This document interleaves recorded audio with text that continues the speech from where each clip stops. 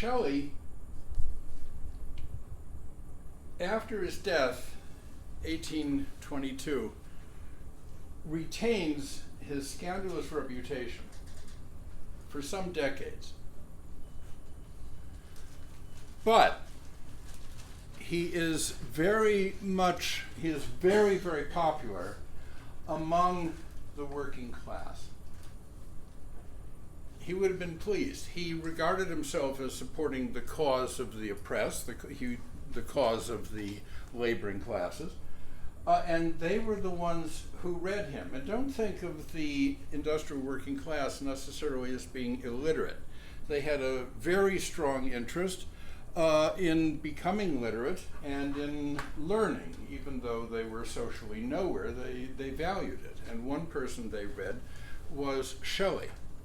All right, one measure of Victorianism is that Shelley becomes popular. He becomes, that is to say, accepted by the middle and upper middle class literati of the mid-century, but in a peculiarly toothless image. His radicalism, his agitation for the workers, his poem of protest against the Peterloo massacre, his agitation in Ireland when he was 20 years old, all that is forgotten.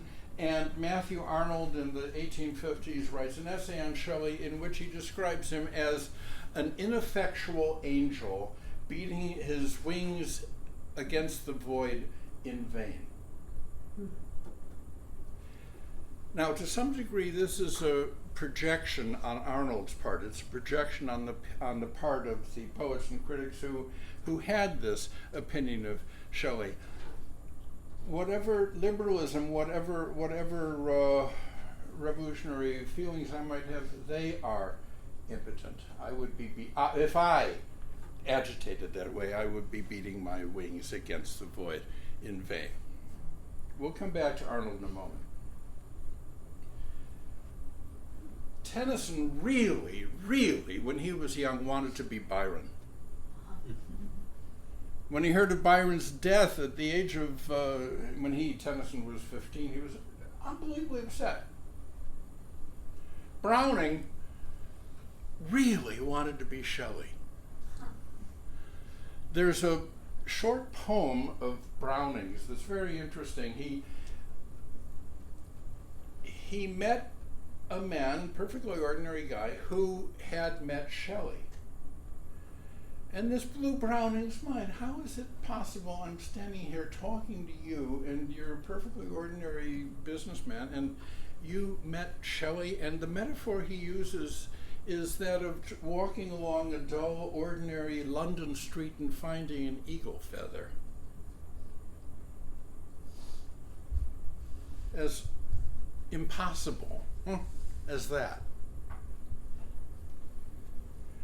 But you can't be Shelley. You can't be Byron. Public opinion wouldn't permit it. I talked last week about how snobby and vicious the reviews, the literary reviews and periodicals of the 18th century were. The more the middle class came to be in charge of and to read these periodicals, the more vicious and snobby they became.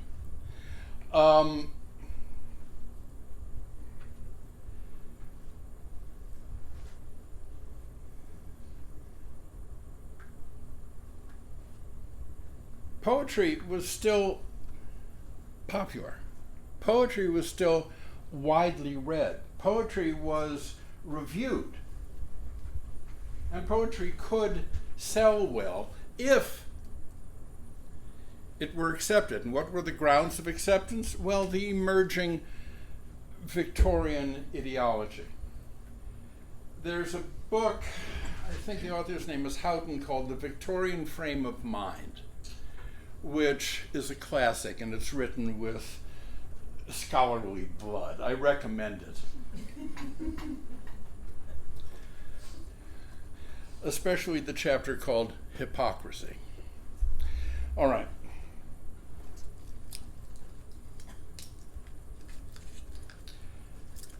Tennyson.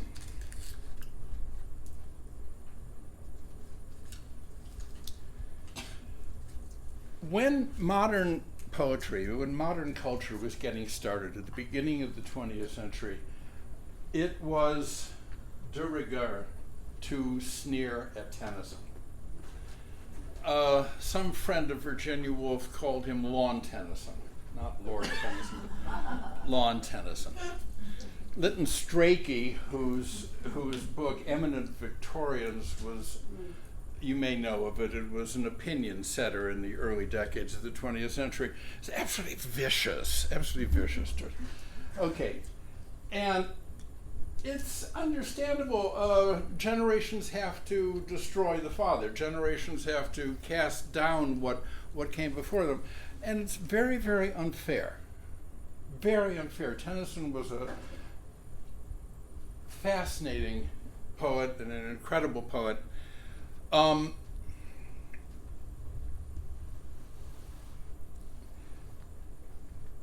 And more than anyone else of his time, he was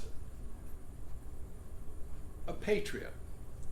He was involved in what traditionally was called the matter of England, which is more than just politics and social problems. It's something, as far as Brits used to be concerned, it's something deeper, the matter of England, the soul of England. And for him that certainly involved politics, that certainly involved war. All right.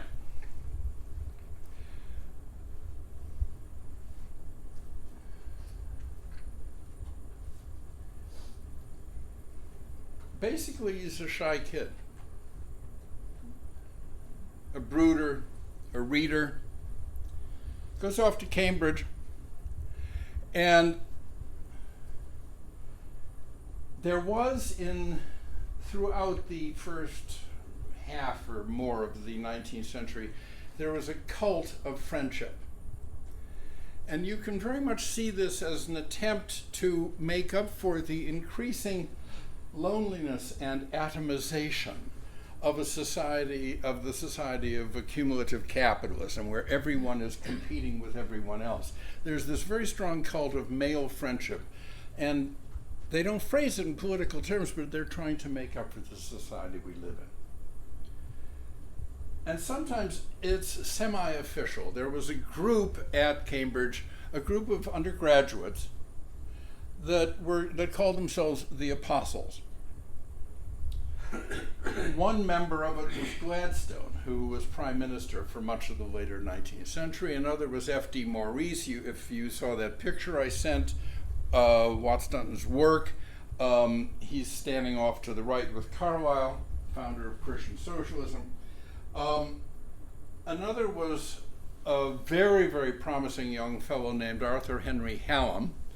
And they decided that shy young Tennyson was it. They decided he, on the strength of his earliest verses, was going to be the great poet of the age.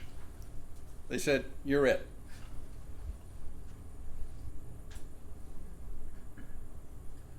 This was not uncommon. On the strength of his first 3 piano sonatas, Robert Schumann said the same thing about Brahms, who was also a shy young fellow. And he had to labor under this crushing burden the rest of his life and make sure that he was worthy of it. This is the musician of the future, said Schumann. Okay.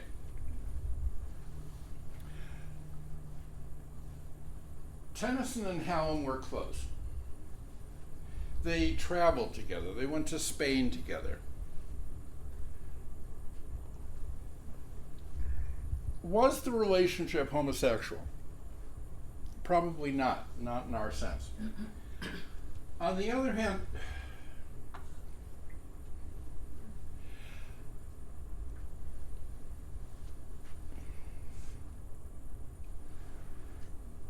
the Victorian state of mind had not yet come down quite as heavily on sexual irregularity as it did in subsequent decades. It took quite some time for homosexuality officially to be declared a crime, which it was.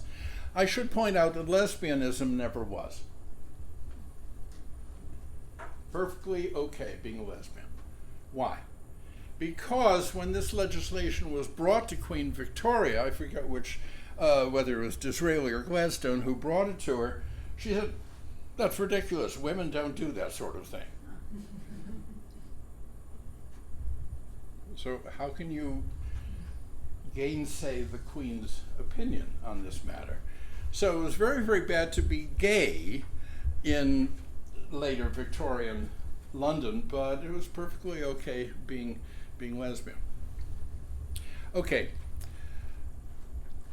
let's just say that Tennyson and Hallam were very close. And then in 1833, Hallam dies. Tennyson is 24. Hallam dies of cholera in Vienna. And Tennyson is heartbroken and starts to write a long poem. It takes him a while to work out that A, B, B, A iambic tetrameter meter. He tries different things, then that seems to work. It's in, I forget, 120 sections, I forget how many, called In Memoriam, AHH. And it is one of the great elegies. It took him 17 years to finish. 17 years. I mean, he was working on other things at the time, but it took him 17 years to finish. Victorians are great on long projects. It took Wagner 28 years to finish the Ring cycle. In between, he did Die Meistersänger and Tristan. In the course of In Memoriam, Tennyson touches on not just his own grief, his own feelings, and how they work themselves out within him, not just on what Hallam represented or might have represented, what England lost in him, but also on every aspect of his times as far as he understood them.